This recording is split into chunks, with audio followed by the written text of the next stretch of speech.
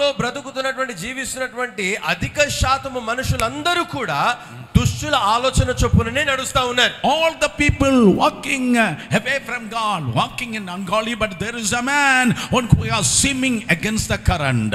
అధిక శాతము మనుషులందరూ కూడా దుష్టత్వమును అనుసరించి అదైవికంగా బ్రతుకుతున్నప్పటికీ కూడా ఒక్క వ్యక్తి మాత్రము ఆ తరములో ఆ ప్రవాహానికి ఎదురీదుతా ఉన్నాడు. Living fish always swim against the current. గమనించండి, బ్రతికి ఉన్న చేపలు ఎప్పుడు కూడా ప్రవాహానికి ఎదురీదుతాయి. Hello. The crab will go back.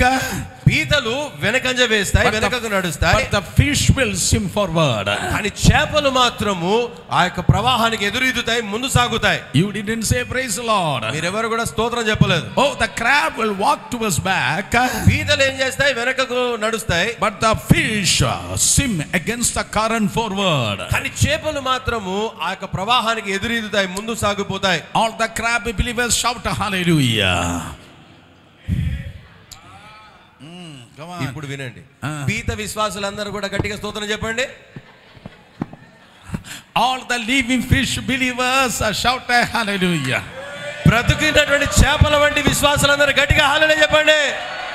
So swim against the current, live against the current. మీరందరూ కూడా జీవము కలిగినటువంటి బ్రతికిన చేపలు గనుక ప్రవాహానికి ఎదురు ఇదండి. So then you will be victorious. అప్పుడు మీరు జయించిన వారు అవుతారు. Then you will be powerful. అప్పుడు మీరు శక్తిమంతులు అవుతారు. Not walk according to the system of the world, but maintain your lifestyle according to the word of God. లోక మర్యాద చొప్పున కాక దేవుని వాక్యానుసారముగా మన జీవితాలను జీవన విధానాన్ని మనము నడిపించుకోవాలి. I'm not talking about your organization. మీ సంస్థల గురించి నేను మాట్లాడట్లేదు. I'm not talking about your church bylaw. మీ యొక్క సంఘము బైలాస్ గురించి నేను మాట్లాడట్లేదు. But let us maintain our life according 100% according to the word of God. మన జీవన విధానాన్ని శైలిని దేవుని వాక్యానుసారముగా మనము అలవర్చుకోవాలి. In this generation people know the church but they don't know who is Christ. ఈ తరములో జనాలకి సంఘం ఏంటో తెలుసు కానీ క్రీస్తు ఎవరో తెలియదు. They know how to clap. చప్పట్లు కొట్టడం తెలుసు వాళ్ళకి. They know when to clap very fast. చాలా గట్టిగా ఇప్పుడు చప్పట్లు కొట్టాలో బాగా తెలుసు. They know when to raise their hands. చేతులు ఎప్పుడు ఎత్తాలో తెలుసు. They know the protocol of the worship. ఆరాధన క్రమము బాగా తెలుసు. But sometimes we don't know how to entertain the presence of God. ఇవన్నీ తెలిసిన మనకు దేవుని సన్నిధిని ఎలా కాపాడుకోవాలో తెలియదు. So there was a society in the time of Enoch. హానోకు జీవించినటువంటి ఆ కాలంలో కూడా ఇటువంటి ఒక సమాజం ఉండింది. The generation of Cain was walking away from the presence of God. ఈ కయీను వంటి ఈ తరం అంతా కూడా దేవుని సన్నిధి నుండి తొలగిపోతా ఉన్నది. But thank God for the remnant under the generation of Sheth. కానీ షేతు యొక్క తరము వారు దేవునికి అభిషేకం కింద వచ్చారు. అందరి బట్టి దేవునికి మహిమ కలుగును గాక. That's why the Bible says the seventh man Enoch. అందుకనే బైబిల్ చెప్తోంది ఆదాము నుండి 7వ వాడైనటువంటి హానోకు. In every generation there is a remnant. గమనించండి, ప్రతి తరములో ఒక శేషం ఉంటుంది. In the name of Jesus, in this generation we are the remnant. యేసు నామములో ఈ తరములో ఆ శేషము మనమై ఉన్నాం. Come on, somebody shout hallelujah. హల్లెలూయా చెప్తారా బిగ్గరగా? If you are a remnant of this generation, మనము ఈ తరములో శేషమై ఉన్నాం. let us walk with God.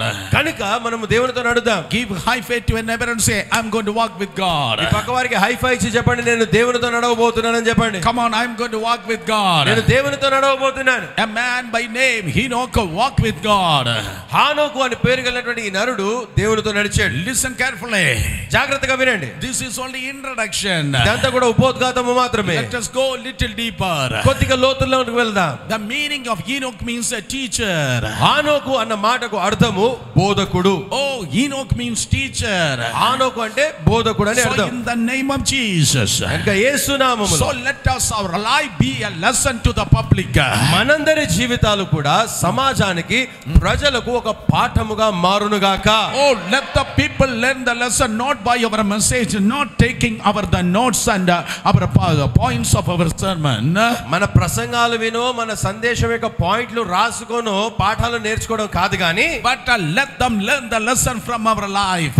ప్రజలు సంఘస్థులు సమాజంలో ఉన్న వారందరూ కూడా మన జీవితాన్ని చూసి వారు పాఠాలు నేర్చుకొందురుగాక. In your Bible there are 4 gospels. మీ బైబిల్లో 4 సువార్తలు ఉన్నాయి. But in your life you are the 5th gospel. కానీ మీ జీవితంలో మీరు 5వ సువార్త అయి ఉన్నారు. Come on. You are the living gospel. మీరు సజీవమైనటువంటి సువార్త అయి ఉన్నారు. The 5th gospel. మీరు 5వ సువార్త అయి ఉన్నారు. In Matthew he is the king. మత్తయి సువార్తలో ఆయన రాజు. Oh, in Mark he is a faithful servant. Mark సువార్తలో నమ్మకమైనటువంటి పనివాడు. In Luke he is a complete man. లూకా సువార్తలో పరిపూర్ణ మానవుడు. Yes, in John he is the son of the living God. యోహాను సువార్తలో ఆయన సజీవుడైన దేవుని కుమారుడు. So in 2024 you are the 5th gospel. ఈ 2024వ సంవత్సరంలో మీరే ఆయన 5వ సువార్త అయి ఉన్నారు. What the Vijayawada society is not learned from the 4 gospel, let them learn Jesus through your life. బైబిల్లోని 4 సువార్తలలో నుండి ఈ విజయవాడ సమాజం ఏదైతే నేర్చుకోలేకపోయిందో మీ జీవితాలను చూసి ఈ విజయవాడ పట్టణము క్రీస్తును గురించి ఆ పాఠములు నేర్చుకొనుగాక. Hallelujah. Hallelujah. Our ministry cannot take us to heaven.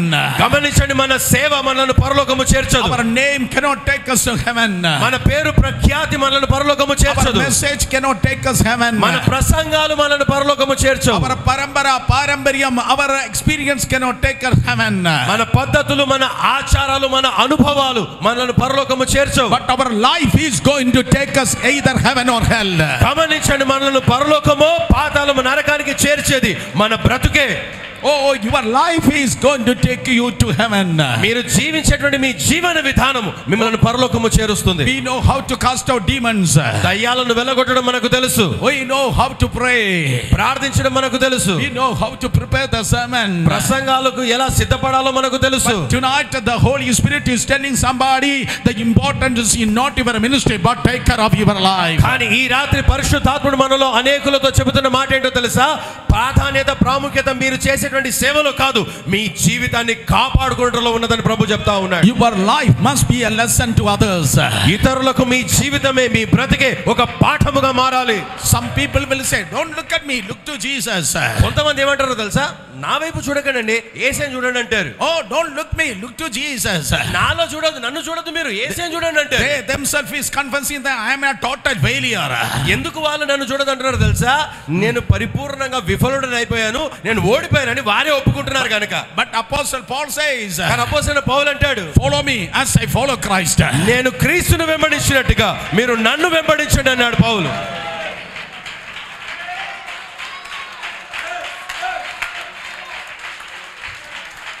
Follow me as I follow Christ.